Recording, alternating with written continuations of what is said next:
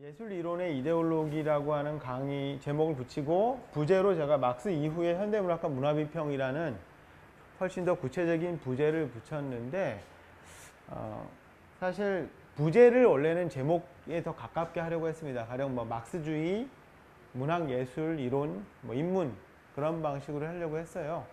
근데 한편으로는 이제 그렇게 막스주의 이렇게 하는 게 좀 목표라든가 주제를 뚜렷하게 하는 효과는 있는데 또 얼핏 이게 또 뭐 굉장히 무슨 뭐 생경한 정말 좌파 이데올로기적인 어떤 이런 것들을 보여주려고 하나? 사실은 뭐 그런 측면도 없지 않아 있습니다만 또 어떤 측면에서는 그것만 이렇게 뭐 혁명하자, 뭐 사회 뭘 바꾸자, 뭐 이런 것만을 주제로 한 건 아닌데 좀 그렇게 읽힐 우려도 있고, 또 이번 강의에서 제가 막스와 엥겔스라든가 루카치, 푸코, 드레즈 데리다까지 총 5명의 이제 우리 사상가나 이론가를 좀 다루려고 하는데, 뭐 이들 중에서 뭐 막스 엥겔스는 물론이지만 이런 사람들도 역시 막스주의라고 막 붙여도 되나 싶은 그런 사람도 있을 겁니다. 아마 뭐 데리다라든가 드레즈라든가 이런 사람들은 물론 뭐 막스라든가 이런 좌파적인 혹은 어떤 진보적인 사상가들의 계열로서는 분명히 막스와 친연성을 갖는다고 말할 수가 있는데, 또 다른 한편으로는 그냥 뭐 막스주의 이렇게 부르기엔 조금 너무 독특하거나 독자적인 사상가들이 아닌가 이런 생각도 하게 돼 있죠. 또 심지어는 막스주의라고 했을 때 그 굉장히 넓은 파장을 고려했을 때 아니 막스 엥겔스 빼고 4명, 4사람만 들어갑니까? 훨씬 많은 목록을 추가할 수 있지 않습니까? 라고 생각하시는 분들도 있을 것 같아요. 그래서 전체적으로 막스 이후에 막스라고 하는 사람이 이제 19세기의 사상가죠. 막스 이후에 막스 사상에 젖줄을 대고 현대 예술이라든가 어떤 예술 이론이라든가 예술적인 어떤 사유 같은 것들을 전개했던 그 사상가들을 한번 일별해 보면서 그들의 특성, 고유한 특성과 더불어서 이들을 하나의 일관된 줄거리를 꿰을 수 있는 것들을 살펴보는 그런 자리를 만들고자 했고, 어쨌든 제법 긴 스펙트럼 속에서 이 막스 이후의 문화 혹은 문학, 예술이라고 하는 것을 어떤 방식으로 규정짓고 생각을 할 수 있었는가의 긴 흐름을 좀 갖고 있다는 것을 윤영을 해주시고, 제가 이야기하는 곳곳에서 아마 뭐 예를 들면 랑시에르라든가 뭐 아간베니라든가 혹은 이제 아도르노라든가 한 번쯤은 들어보셨을, 그렇지만 잘 모르는 우리가 그들에 대해서 조금은 이제 맛보기는 제가 해드릴 수 있을 것 같아요. 일단 예술이론의 이데올로기라고 하는 제목으로 오늘 강의 시작하는데, 오늘 첫 꼭지는 이제 막스와 이제 엥겔스의 이야기입니다. 뭐 당연하죠. 막스 이후라고 했으니까 막스와 엥겔스가 우리의 화두가 되고 초점이 될 것 같아요. 근데 왜 막스 엥겔스일까? 그죠? 왜냐하면 예술이라고 하는 것이 가령 이제 우리 백과사전이라든가 이런 거 보면 많이 나오잖아요. 라스코의 동굴벽화라고 해가지고 이게 언제적에 그린 거라고 해요? 혹시 들어보셨나요? 아마 라스코의 동굴벽화는 다 아실 거예요. 기억이 안 나도 옛날에 들은 적이 있어요. 여러분들의 기억의 서랍을 가만히 열어보면 그 안에 있습니다. 있는데 이게 구석기 시대의 그림이라고 그러죠. 그리고 이제 그 20세기에 프랑스 쪽에서 이제 발견된 그런 이제 구석기들의 벽화라고 하는데, 뭐 여러분들 그 유명한 그 아놀드 하우저라고 하죠. 혹은 이제 아르놀트 하우저라고도 이제 요즘은 쓰는데, 문학과 예술의 사회사라고 하는 아주 유명한 예술 사회학을 다룬 책자를 보면 첫 대목에서 이 그림 얘기가 나와요. 예술의 역사는 이렇게 오래되었다 말하는 방식으로. 어떻게 예술 작품 같아 보이나요? 뭐 여러분들이 그림은 이것보다도 잘 그릴 수도 있겠죠. 혹은 못 그릴 수도 있을 텐데, 뭐 이게 소 같은 게 보이잖아요. 이렇게 소가 보이고 뭐 말도 보이고, 구석기인들 치고는 굉장히 잘 그렸다라는 생각이 들고, 그런 것들 때문에 좀 논란도 있나 봐요. 너무 잘 그리지 않았니? 구석기인들이 그렸다고 보기에는. 그리고 뭐 수십만 년 동안 사실은 방치되어 있었기 때문에 누가 거기다 덧칠했을지도 모르고, 뭐 여러 가지 썰이 분분합니다만, 그런 것들은 이제 아마 선사 고고학자들의 몫이고, 뭐 저는 그냥 이 그림 자체를 놓고 이야기했을 때 이거를 예술이라고 일단은 인정을 한다는 건 여러분들도 동의를 하셔야 될 것 같아요. 왜냐하면 왜? 왜냐하면 권위자들이 그렇다고 하니까. 그죠? 뭐 가령 피카소의 무슨 그림이다. 뭐 게르니카다. 게르니카 이제 뭔지 모르시는 분도 있죠, 우리가. 일단은 있다고 쳐요, 그러면. 피카소는 들어봤잖아요, 우리가. 피카소의 무슨 어떤 작품이다. 그 예술일까 아닐까요? 예술이겠죠. 왜 예술이에요? 아, 피카소가 그렸으니까 예술이죠. 그러면 당연히 그 다음 질문이 나와야겠죠. 피카소는 왜 예술가야, 그러면? 피카소는 왜 예술가일까요? 왜냐하면 예술 시장에서 그의 작품이 팔리니까. 어떻게? 예술품으로서. 사실은 예술품으로서 시장에서 거래되기 때문에, 그리고 박물관이라든가 미술관에서 전시되기 때문에 예술품인 거죠. 그렇기 때문에 예술가이기도 하고, 거기다 작품을 내는 사람들은 약간의 순환 논리 같다는 느낌도 분명히 있어요. 그러면 이 과정을 우리가 이른바 담론적으로, 그러니까 말로 혹은 책을 써서, 여기 지금 수많은 꽂혀있는 책들처럼 책을 통해서, 글을 통해서 입증해 주는 사람이 필요하죠. 여러분들의 일기가, 여러분들이 쓴 일기가, 초등학교 때 쓴 일기가 예술작품이 되려면 뭐가 필요해요? 이것이 예술이라고 인정해 주는 평론가가 있어야 될 거 아니에요. 그죠? 나는 그냥 대충 썼는데, 그날의 일기를 썼는데 어떤 평론가가 보고 야, 이것은 우리 시대의 예술작품이다 라고 인증을 해주면 출판사에서 저작권을 사서 프린트를 해서 교보문고에다 쫙 깔겠죠. 그러니까 사실은 이제 이런 걸 보통 이제 예술 사회학적인 관점이라고 우리가 보통 이야기하는 게 그런 거죠. 예술이라고 하는 것은 예술이 특별히 본질적으로 원래 있는 것이라기보다도 사회적인 공증 제도를 통해서 예술적인 것으로서 말하자면 표차를 받는 것이 예술이다 라고 부르는 게 이제 그런 관점일 거예요. 사실은 막스주의 예술관의 상당 부분이 그런 부분이 있습니다. 특히 이제 근대 이후로 자본주의 시대의 예술작품이라고 하는 것은 결국은 그런 어떤 시장에서의 교환을 통해서 가격표가 붙을 수 있는 것. 이거는 조금 이제 다른 이야기이긴 합니다만, 그 가치라고 하는 거 있죠. 예술로서의 가치가 가격과 동치되는 그런 사태. 그런 것들이 이제 일종의 예술을 예술로서 성립시켜주는 중요한 계기라고 이야기를 하죠. 근데 이제 이런 부분들은 굉장히 뭐 중요한 이야기이고 또 앞으로 계속 이야기를 하겠지만, 이런 부분들을 떠나서 사실 이런 구석기 시대의 어떤 동굴 벽화 같은 것들이 예술인 이유, 그 예술인 이유 중에 하나는 아까도 말씀드렸던 뭐 구석기 시대를 연구하는 학자들, 대학 교수들, 아카데미의 전문가들이 저것을 예술이라고 인정하고 예술이라고 공표하고 책을 써서 신문 기사를 작성해서 우리들에게 보여주었기 때문에 그런 경우들이 있죠. 즉 말하자면 이제 담론입니다. 이런 것들을 우리가 보통 이제 담론이라고 부르죠. 담론이라고 하는 말에 원래 이제 여러분들 국어 사전 같은 걸 찾아보면 맑을 담자에 이야기할 논자를 써서 어떤 이렇게 아침에 이렇게 한 새벽 6시쯤에 이렇게 해가 좀 떠가지고 이렇게 새들이 짹짹거리고 홍차나 이제 녹차 같은 거 이제 마시면서 이렇게 오늘은 뭘 할까 이렇게 하루 일을 이제 이야기한다든가 뭔가 이렇게 종교적인 분위기, 선적인 분위기에서 대화를 나누는 뭐 그런 것들을 담론이라고 원래 하죠. 근데 아마 이제 60년대 이후로 우리 한국에서는 80년대, 90년대 이후로 그 서양어 중에 이제 그 디스코스라고 부르는 뭐 담화라고 번역을 하기도 하는 이 단어를 이제 담론이라고 번역을 하기 시작하면서 담론의 뜻이 조금 더 인문학적이고 사회과학적인 의미를 이제 획득하게 됐다. 이런 것들도 아마 아실 거예요. 어쨌든 요 담론이라고 하는 말은 뭐 1960년대에 이 서유럽에서 이제 그 구조주의 담론이 구조주의 사상 같은 것들이 나오면서 훨씬 특화된 개념 중에 하나예요. 뭐 구조주의가 뭔지 모르겠는데요. 이런 것들은 이제 우리가 차차 제가 보충적으로 이야기를 하도록 하겠습니다. 뭐 이런 이야기들을 하는 이유는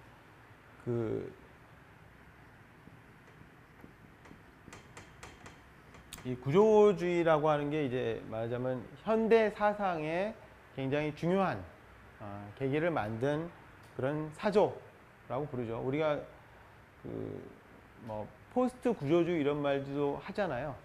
포스트 구조주의는 구조주의 이후에 나온 거죠. 근데 어쨌든 이 구조주의의 중요한 특징 중에 하나는 사회를 하나의 체계로서, 즉 구조로서 바라보고 그 사회의 변형이라든가 혹은 사회의 전환이라든가 이런 것들을 특정 개인의 특정한 주체의 노력이라든가 권위에 의지하지 않고 사회의 개별적인 요소들, 비인격적인 요소들의 상호작용 속에서 규정된다고 보는 게 이제 구조주의의 중요한 주장 중에 하나예요. 달리 말하면 우리가 막스니, 엥겔스니 혹은 이제 우리가 이번 학기에 다루게 될 루카치나 푸코나 이런 사람들은 대단한 철학자들이죠. 읽어보지는 않았어도 뭐 칸트, 헤겔 대단한 철학자들 아닙니까? 철학의 역사에 굉장히 큰 영향력을 끼치고 분수령을 놓은 맞아요. 근데 그럼에도 불구하고 그들이 개인으로서 내가 철학은 이것이다 라고 쓰면 다들 이것이라고 받아들이는가? 그렇지가 않은 것이죠. 본인이 철학을 이것이나 혹은 저것이라고 말할 수 있음에도 불구하고 이것이라고 이야기한 데에는 그 개인의 천재적인 명석함도 물론 있겠지만 그것보다도 그가 배우고 익혔던, 그래서 자기의 언어로 풀어냈던 철학이라고 하는 것은 수많은 다른 그 사람이 배웠던 그 철학 교육의 환경 혹은 주변에 같이 소통했던 다른 철학자들과의 관계 이런 것들을 통해서 정해지는 바가 있겠죠. 그런 의미에서 모든 사회의 어떤 사상 혹은 사회적인 어떤 이념 같은 것들의 변동이라든가 혹은 특정한 어떤 전환이라든가 이런 것들은 특정 개인에 의한 것이 아니라 그 사회를 이루고 있는 부분적인 요소들 사이의 상호관계에서 결정된다. 이런 주의 주장을 이제 함축한 게 이제 구조주의라는 거예요. 요 얘기를 근데 제가 자세히는 안 하고 일단은 요 얘기를 한 이유는 바로 이 구조주의에 대해서 굉장히 큰 영향력을 끼친 언어학자가 있습니다. 그 사람이 이제 우리가 로만 야콥슨이라고 불러요.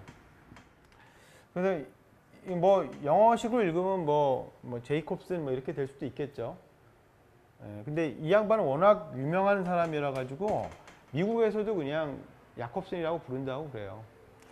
이 사람은 야콥슨은 원래 이제 러시아 태생의 언어학자인데도 뭐 훨씬 이제 언어에 대해서 일단 연구하는 사람이겠죠.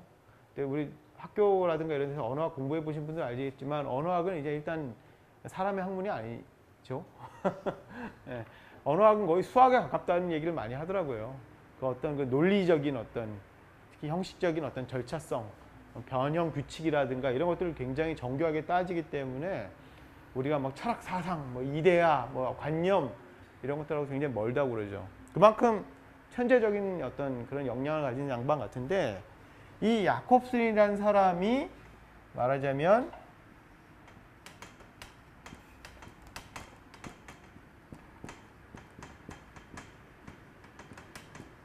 레비스트로스라고 부르는 인류학자죠. 레비스트로스에게 이 자기의 언어학적인 영감 같은 것들을 많이 영향을 주었고 그 레비스트로스에 의해서 구조주의가 이제 시원하게 됐다라고 많이들 이야기를 해요. 뭐 들어보신 적이 있겠지만 레비스트로스의 인류학이라고 하는 건 뭐죠? 보통 우리가 이제 조금 영화적인 변형이 있긴 하지만 고고학이랑 좀 약간 헷갈리기도 하고 우리 원시 부족들을 찾아가가지고 우리 병만족 있잖아요. 가가지고 그 사람들하고 이제 소통하면서 풍습을 이렇게 막 받아 적고 걔네들의 문화를 이렇게 재구성하는 그런 역할을 하는 사람들을 우리가 보통 인류학자라고 인식을 하죠. 뭐 그런 인류학도 있고 또 실제로 찾아갈 수 없는 시대를 연구하는 사람들도 인류학자들이 있습니다. 뭐 말하자면 이제 두개골이라든가 옛날 선사시대 그런 것들 연구하면서 이제 문화 같은 거 연구하는 사람들도 인류학자들이 있어요. 근데 레비스트로스는 이제 구조 인류학이라고 해가지고 그 사회, 인간의 공동체의 구성 원리, 그 원칙들에 대해서 주로 연구를 했어요. 그걸 이제 구조적으로 연구했다 해서 이제 구조 인류학이라고 부르는데, 실제로 레비스트로스는 이제 그 아마존인가 뭐 그쪽에 가서 실제로 현지에서 연구를 한 건 좀 얼마 안 되고 주로 문헌 연구를 했는데, 이 양반이 했던 연구 중에 이제 그 연구를 통해서 밝혀낸 건 뭐냐면, 사회라고 하는 것은 이름의 규칙에 의거한다는 거예요. 간단하게 말하면 이름의 규칙. 이름의 규칙이 뭐죠? 지금 뭐냐면 고유명사가 아니라 일반 명사들의 규칙이에요. 고유명사는 뭐 홍길동, 최진석 이런 게 고유명사죠. 근데 고유명사는 그것 하나밖에 없는 거잖아요. 물론 동명이인이 있을 수 있지만 일단 고유명사로서의 하나밖에 없는 건데, 일반 명사는 뭡니까? 호환 가능하죠. 펜이라고 하면 요 펜만 있는 것이 아니죠. 요 펜도 있고 여러분들 손에 쥐고 있는 다른 펜들도 있는 거죠. 그런데 그 일반 명사들이 조합을 이루게 되면 특정한 규칙성을 띠고 위계를 만드는 경우들이 있죠. 그게 뭐냐면 가령 고모, 이모, 아빠, 엄마 이런 것들이 그렇죠. 아빠라고 했을 때는 아빠는 제 아빠도 있지만 여러분들 아빠도 있죠. 근데 이 아빠, 엄마, 고모, 이모, 뭐 외조부, 뭐 종사촌 이런 것들이 갖는 특징은 뭡니까? 왜 그런 게 있을까요? 뭐 아시는 분도 있겠지만 그런 친족 관계의 명칭이 있는 이유는 바로 그 사회를 구성하기 위한, 더 정확히 말한다면 사회를 재생산하기 위한 규칙이에요. 사회를 재생산한다는 것은 물론 뭔가를 다시 만드는 게 재생산이지만, 사회학적으로는 결혼을 해서 가족을 이루고 아이를 낳아서 다음 세대를 구성하는 것을 우리가 재생산이라고 불러요. 사회적인. 재생산을 하려면 결혼을 해야 되잖아요. 근데 우리는 막가파 집안이 아니기 때문에 어때요? 우리는 가령 같은 성씨끼리는 결혼할 수 없어 라든가, 같은 친척들끼리는 결혼할 수 없어, 이런 규칙들을 갖고 있잖아요. 생물학적으로는 전혀 문제가 없겠죠. 생물학적으로는 이제 결혼이라고 하는 오래된 전통만 따져 본다면 두 개의 다른 성별이 있으면 결혼이 가능할 거예요. 하지만 그럼에도 불구하고 왜 못하는 규칙이 생기는가? 바로 가족관계, 즉 이름의 체계 때문에 그런 것이죠. 그 이름의 체계는 결국은 인간 사회 안의 위계를 정하고 그 위계의 혼동을, 카오스를 방지하는 것이라는 거예요. 지금 뭐냐면 우리 마을에서 내가 결혼할 수 있는 여성들이 있겠죠. 가령 나와는 성별이 다른 이웃 사촌, 말 그대로 이웃 사촌, 이웃 사는 여자들과 내가 결혼할 수 있겠죠. 하지만 같은 여성이더라도 엄마의 동생과는 결혼이 안 되죠. 이모잖아요. 그 사람과 내가 결혼 못하는 이유는 단 하나예요. 이모기 때문에. 내가 이모라고 불러야 되기 때문에. 그 사람은. 뭐 어쨌든 너무 간략한 이해라서 제가 좀 소략한 부분이 없지 않아 있습니다만, 구조인류학이라고 하는 거, 그래서 인간 사회, 공동체는 어떤 규칙에 의해 성립하는가를 이런 이름의 체계를 통해서 분석을 한 그런 방법이자 관점이었어요. 구조주의의 중요한 방법은 그래서 특정한 누구, 개인의 이름이 고유명사로서의 그 이름이 아니라 사실은 일반화시켜 있는 얼굴 없는 요소들, 개체적인 요소들의 집합으로서의 사회를 보는 것이 바로 구조주의의 굉장히 중요한 관점이자 특징 중에 하나라고 말할 수가 있죠. 아쉽게도 이 얘기는 우리가 뭐 또 지나가다 할 수가 있을 텐데, 일단 이 얘기는 그렇다 치고, 이 야콥슨이라고 하는 사람은 그래서 이 언어학을 통해서 그런 규칙들을 발견하고, 언어는 역시 그렇게 조합되는 것, 그리고 그것을 레비스트로스가 가족관계 속에 응용을 했고, 그것을 통해서 사회 일반, 사상 일반에 대해서도 적용을 한 것이 바로 1960년대, 그러니까 사실 더 정확히 말하면 1940년대에서 60년대에 이르는 구조주의였다고 이제 말을 해요. 근데 재미있는 거는 이 야콥슨이라는 사람이 뭐 굉장히 대단히 놀라운 양반이었던 것 같아요. 우리 예술이라든가 문학의 역사에서는 야콥슨이 등장하는 시점은 훨씬 빨라요. 1915년대 뭐 이 정도입니다. 왜냐하면 들어보신 적이 있을란가 모르겠는데 러시아 형식주의라고 하는 예술 사조가 있어요.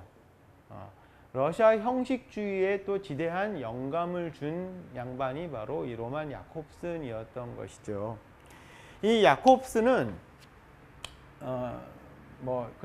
시학이라고 하는 이제 시를 짓는 연구죠. 학문이죠.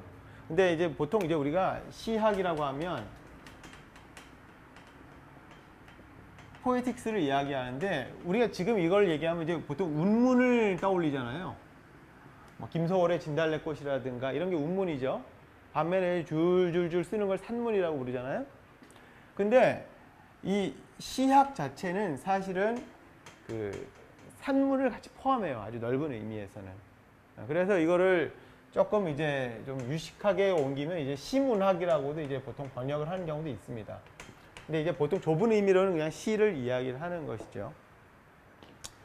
근데 어쨌든 이 러시아 형식주의자들은 혁명 이전에, 러시아 대혁명 이전에 러시아에서 문학의 문학성 혹은 작품의 예술성이란 무엇인가를 규명하려고 노력했던 한 분파예요.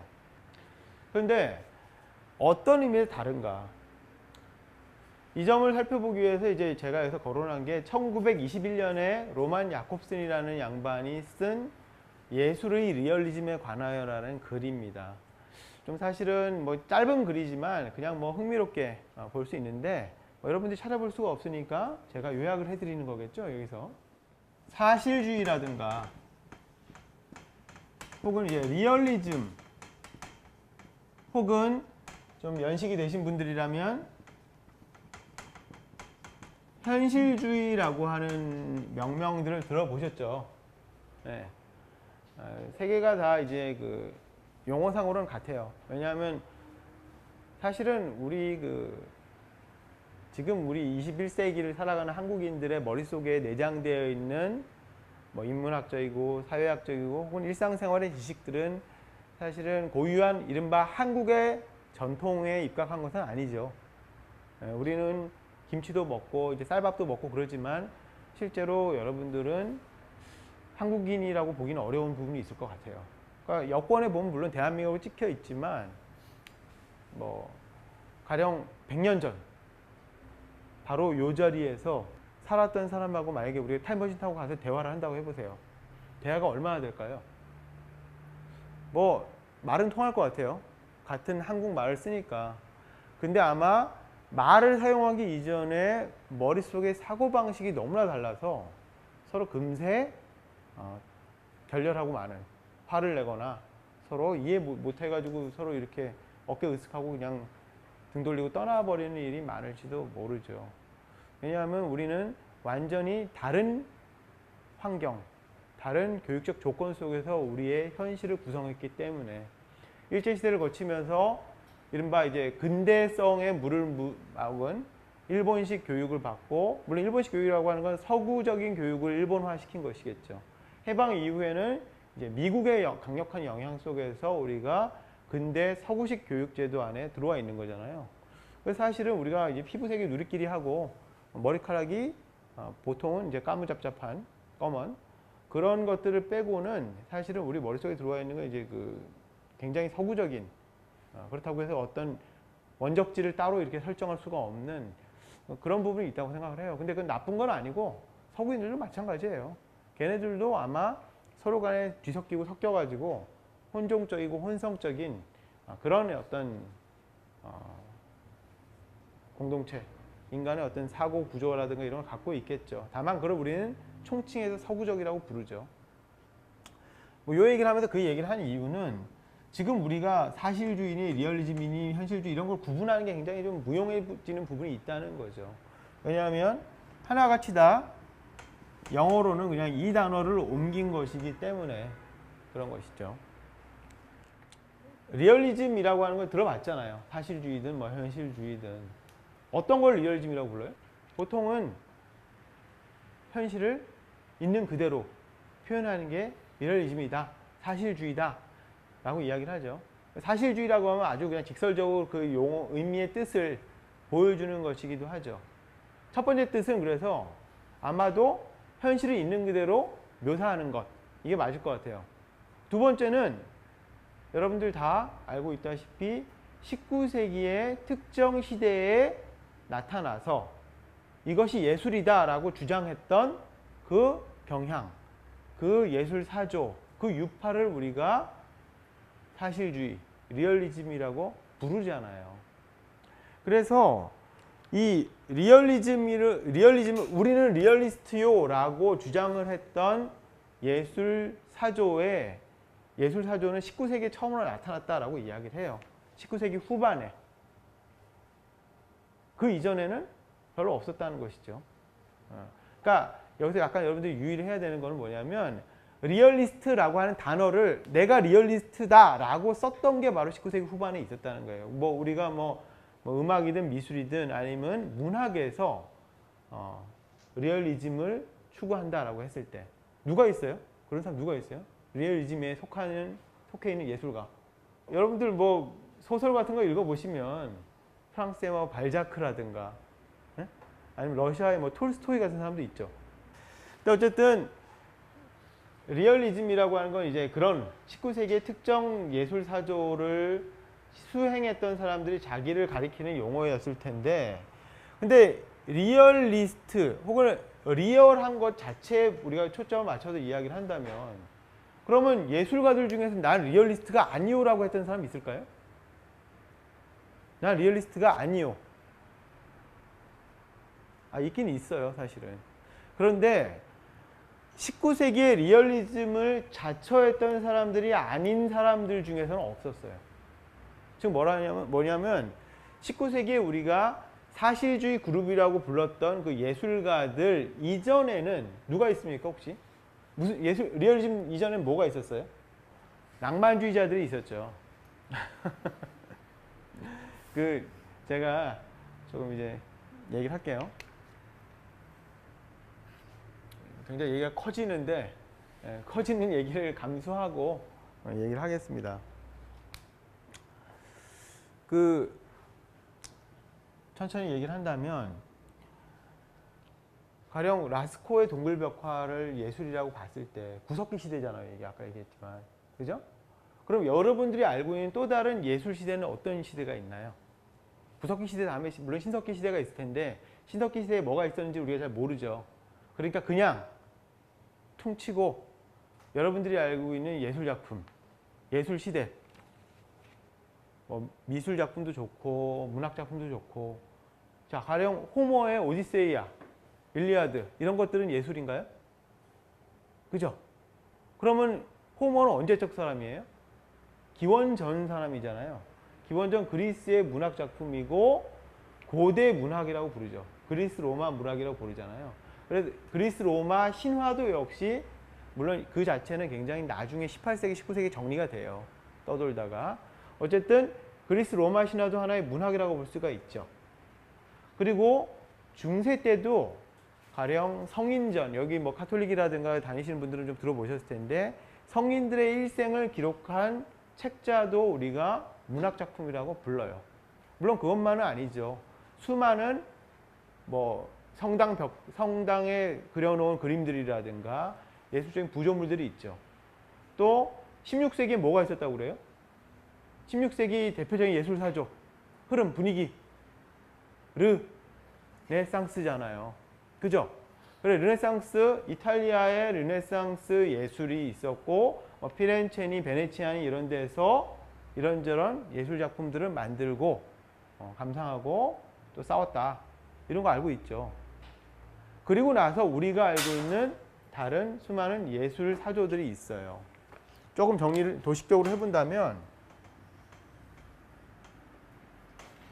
고대라고 하는 시절이 있고 중세가 있고 르네상스가 있고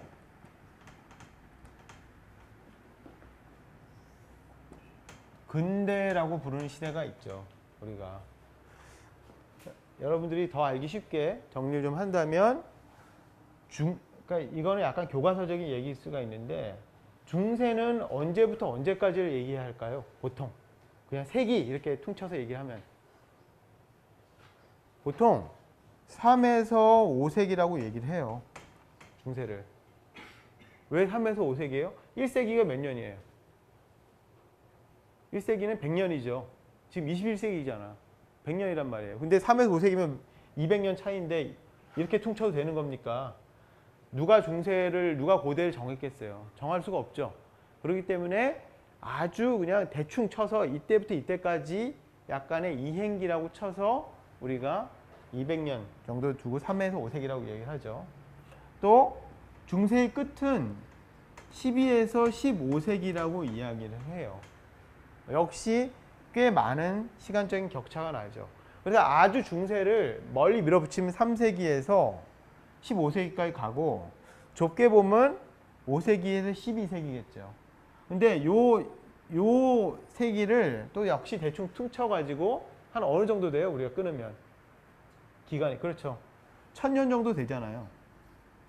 그래서 중세 1000년이라는 말 쓰는 거예요. 서양사를 이야기할 때. 그리고 나서 르네상스는 몇 세기? 그렇죠. 16세기라고 이야기를 하잖아요. 그리고 나서 바로 17세기에서 20세기까지 혹은 이제 19세기까지를 우리가 근대라고 이제 부르는 것이죠. 그러면 근대는 어떤 단어로 옮긴 거예요? 영어 단어를 말한다면 모던 에이지죠.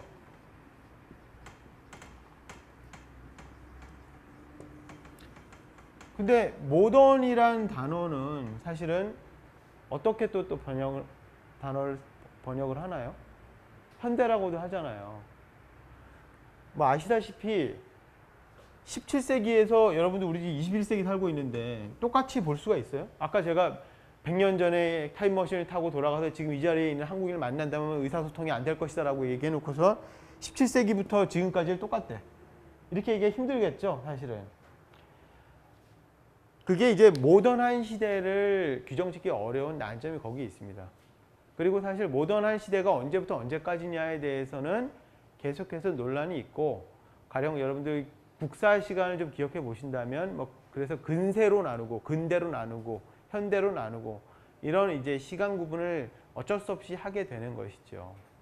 그리고 여러분들이 난 예술에 대해서 사실 잘 공부해 본 게 없어 싶더라도 중고등학교 혹은 대학교 때 교양 교육을 받았을 때 알고 있는 예술 시대는 물론 고대 그리스 로마라든가 르네상스를 배우긴 했겠지만 보통 요 시대만을 이야기해요.